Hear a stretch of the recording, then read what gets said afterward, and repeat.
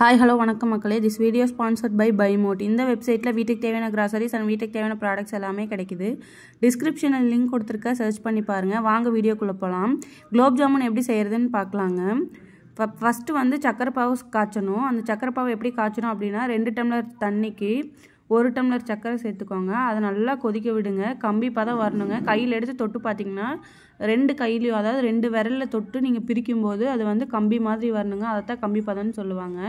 அந்த அளவுக்கு காய்ச்சிடக்கூடாதுங்க. கொஞ்சம் முன்னாடியே நீங்கள் ஆஃப் பண்ணி எடுத்துக்கணும். மாவை வந்து நல்லா பிணைஞ்சு எடுத்துக்கலாம். ஃபஸ்ட்டு அதுக்கு முன்னாடி வந்து எண்ணெயை வந்து நல்லா ஹீட் பண்ணிக்கோங்க. பால் ஊற்றியோ இல்லை வெறும் தண்ணி ஊற்றி கூட சுடு தண்ணி வச்சு கூட ஊற்றி நீங்கள் பிணையலாம். குலோப் ஜாமுன் மாவு வந்து ஒரு பாக்கெட் எடுத்துருக்குங்க நான். அந்த ஒரு பாக்கெட்டை வந்து கொஞ்சம் கொஞ்சமாக தண்ணி சேர்த்து அதாவது வந்து கோதுமை மாவை வந்து நம்ம சப்பாத்திக்கோ பூரிக்கோ எப்படி உருண்டை பிடிப்போமோ அந்த மாதிரி உருண்டை பிடிக்கணுங்க. அதாவது சின்ன சின்ன சைஸில் பிடிக்கணுங்க. குலோப் ஜாமுன் வந்து ரொம்ப கொஞ்சம் உப்பி வர மாதிரி வருங்க. கொஞ்சம் சின்ன சைஸில் தான் பிடிக்கணும். நெல்லிக்காய் சைஸில் அதாவது சின்ன நெல்லிக்காய் சைஸில் பிடிச்சாலே போதுங்க. அந்த சைஸில் வந்து பிடிச்சிக்கோங்க. பாருங்கள் நான் எப்படி காமிக்கிறேன்ட்டு. எண்ணெய் நல்லா ஹீட் ஆனதுக்கப்புறமா இந்த சைஸில் உருண்டை பிடிச்சி வச்சுருக்கிறத வந்து நீங்கள் ஆட் பண்ணிக்கோங்க. ஒரு வெடிப்பு இல்லாமல் இருக்கணுங்க. மாவில் எந்த ஒரு இதுவுமே இருக்கக்கூடாதுங்க. அப்படியே அழகாக உருண்டை பிடிச்சி வச்சுருந்தீங்க அப்படின்னா எண்ணெயில் போட்டு எடுக்கணுங்க. அப்போ தான் வெடிக்காமல் வருங்க. தனித்தனியாக பிரியாமல் அப்படியே உருண்டையாக இருக்குங்க குலோப் ஜாமுன். இந்த மாதிரி நல்லா ஃப்ரை பண்ணி விட்டுக்கோங்க. இதை நல்லா திருப்பி விடுங்க. போட்ட உடனே எண்ணெய் நல்லா ஹீட் ஆயிடுச்சுன்னா செவந்த கலர் அதாவது ஒரு சிவப்பு கலரில் வருங்க மாவு. அந்த மாவு அந்த மாதிரி வந்ததையுமே எடுத்துக்கலாம். கருக விட்டுறாதீங்க. ரொம்ப உள்ளே சீக்கிரமாகவே வெந்துடும். வேகலைன்னு விட்டிங்கன்னா கருகிரும். கருகக்கூடாது. ஒரு பொன்னிறமாக வந்ததையுமே எடுத்துக்கலாங்க. இந்த மாதிரி எல்லா மாவையுமே நீங்கள் பொரிச்சு எடுத்துக்கோங்க. இந்த மாதிரி நல்லா திருப்பி விடுங்க. லோ ஃப்ளேம்லேயே வச்சு சுட்டு எடுக்கணுங்க. ஹை ஃப்ளேமில் வச்சிங்கன்னா கருகிருங்க.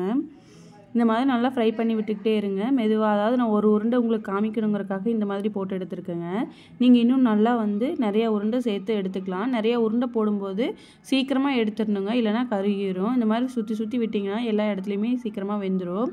பொன்னிறமாக வந்த அடுத்த செகண்டே நீங்கள் எடுத்துடணுங்க. கருக விட்டுறக்கூடாது. ரொம்ப சீக்கிரமாக கருகிருங்க. சிவப்பாக வந்தாலே பாருங்கள். இந்த மாதிரி ஒரு கலராக வந்தாலே நமக்கு போதுமானதாக இருக்கும். இன்னும் கொஞ்சம் லைட்டாக வேக விட்டாலும் ஓகே தாங்க.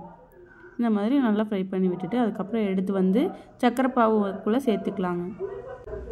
இந்த மாதிரி எல்லா உருண்டையும் நீங்கள் பொரிச்சு எடுத்துக்கோங்க. அதுக்கப்புறம் சக்கரை பாவு காய்ச்சணும் இல்லையா, அதுவும் ரெடி ஆயிடுச்சு.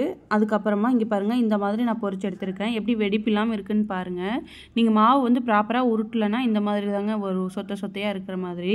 அந்த மாதிரி இல்லாமல் நம்ம நீட்டாக எடுத்துக்கலாங்க.